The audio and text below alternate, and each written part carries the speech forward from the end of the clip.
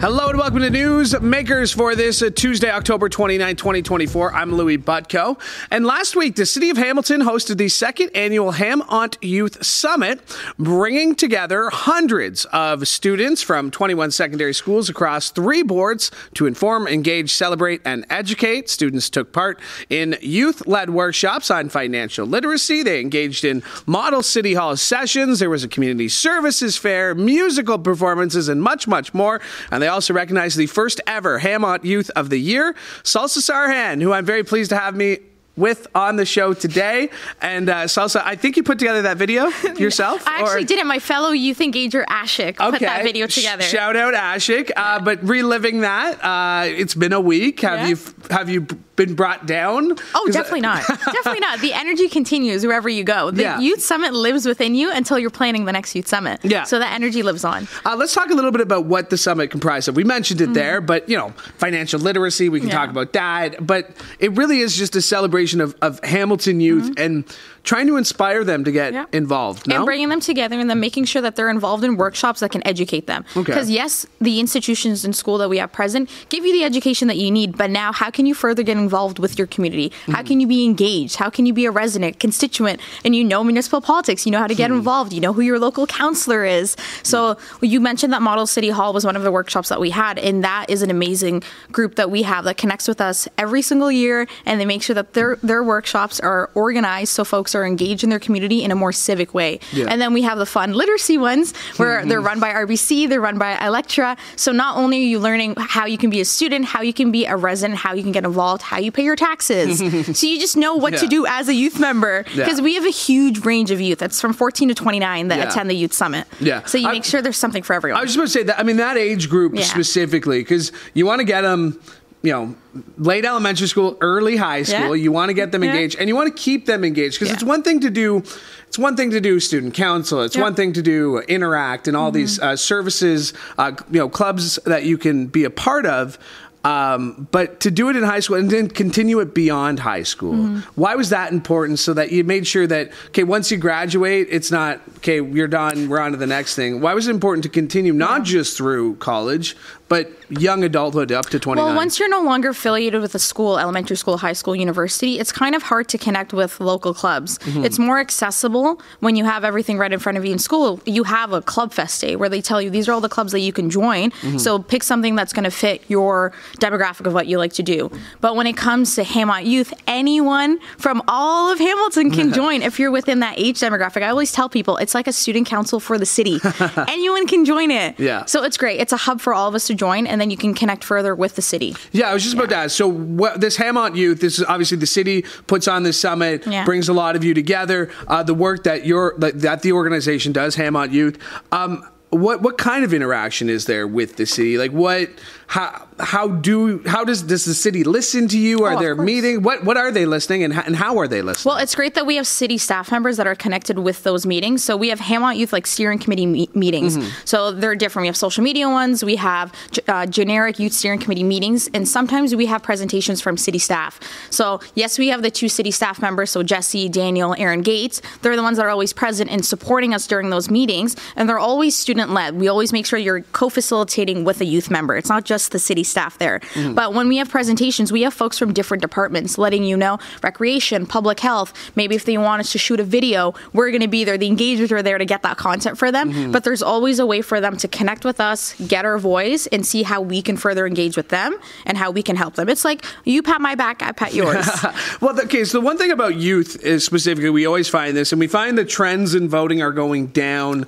You know, record low turnout in municipal elections, provincial elections, and a lot of that comes from apathy, and a lot of that apathy comes from young voters. Why do you feel like people at this point, 14 to 29, aren't making their voices heard loud enough? Because that is a huge, even just the voting demographic of 18 to 29, that's a huge demographic. Why do you feel like sometimes their voice isn't heard? It's just a lack of knowing.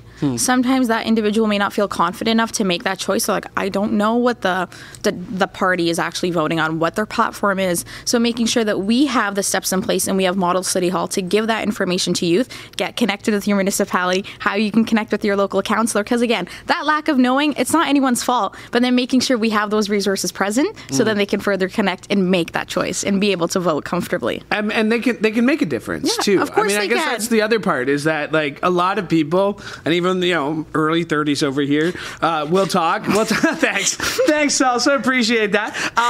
But we'll talk and be like, well, my vote doesn't matter. My vote doesn't matter. That's something you don't want to hear. No. How do you fight that? You tell them your vote does matter, and then you show them how they can make a change. Do you see how young our MPP is, Sarah Jama? Do you see how young she is? The student trustees, how young they are? I was just involved with the mayor's office for the past 12 months. I'm 24 years old. So that's an experience like no other. So it truly does make a difference. Don't be scared. I know everyone has like an identity crisis when they hit a certain age. I've graduated. What do I do next?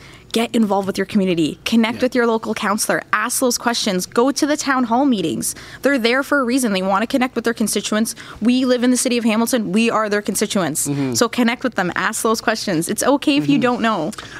You have a love for Hamilton. Tell us a little bit about your your roots in this city. Your path to where you are, and why you feel like you didn't need to leave. That you wanted to stay here and make a difference. Oh, I love this place. Okay, so I was born and raised here, and then I went to Queen Victoria Elementary School. Went to Sir John A, my beloved Sir John A. McDonald, and I was telling you earlier. I was so introverted in elementary school, and then grade 9 hit, and I was like, okay, I have a clean slate. I'm gonna make a change. Let me get involved as much as I can. Nobody knows who I am, so I can put on a different persona here.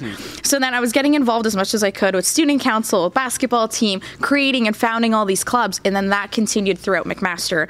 I was gonna leave, honestly, to go to U of T, and then my beautiful immigrant parents who are Egyptian, they're like, you're staying with us and saving money. I was like, okay, now I'm staying. And I thank God every single day I didn't make that move to Toronto and I stayed in Hamilton, because all the opportunities that I had at McMaster, I am so thankful for them. So I did 5 years there, McMaster political science and labor studies with a minor in poli-sci. And then I just kept getting connected with all the extracurriculars on campus, but then it kept throwing me back to Hamilton, how we can further connect with the city, because folks were scared to leave the campus. And especially with the narrative that downtown is becoming more and more dangerous, I wanted to reassure people, I live downtown. I've been downtown since 2008, and I love the city. And yes, it can be rough at some times, but there's always a bright gem about Hamilton, and it's the people like me, the people like Jesse and Aaron that make a difference in their community, because everyone that's in Hamilton wants to be in Hamilton for a reason. You kind of skipped over the fact you were valedictorian of your graduating class of Faculty of Social Sciences with that double major and a minor, of course. Again, back to just caring about this city. There's a lot of apathy. You mentioned downtown. There's a lot of apathy, and sometimes that apathy can turn negative. How do we fight that, especially with youth? Like, how do we fight that? It's not my problem. Like, an encampment, that sucks, but it's not my problem. Like, it can become easy for people. How do you fight that? You have to redirect the conversation. You have to let them know that the city of Hamilton is working on things. There's projects in place. There's staff behind the scenes that are working diligently to make sure encampments are getting taken care of. Like, every single email that you send to Unsheltered or the City Housing Hamilton email, that's a human being behind that email. Because I used to run the Mayor's general inbox, and I'm like, that's a human being intaking all that information. And I always had to remind them, yes, this is a concern right now. I live in Hamilton. I see those concerns, and I know it's dangerous. But redirect and let them know that there's positives, then there's something good coming out of it. And people are working diligently to make sure that change is coming, and that the right people will be in the right places and take care of our unhoused individuals. How do you fight the negativity? How do you, because it can be done, like even in this job here, like reporting the news, it can be sad sometimes. It can be depressing. Like 100%. And getting these emails, and people, when people are passionate, they're often angrier when they're passionate. That's usually where their passion takes them. And you mentioned being on the receiving end of emails, and a lot of people just copy and paste an email that they find and don't really think of the person behind it.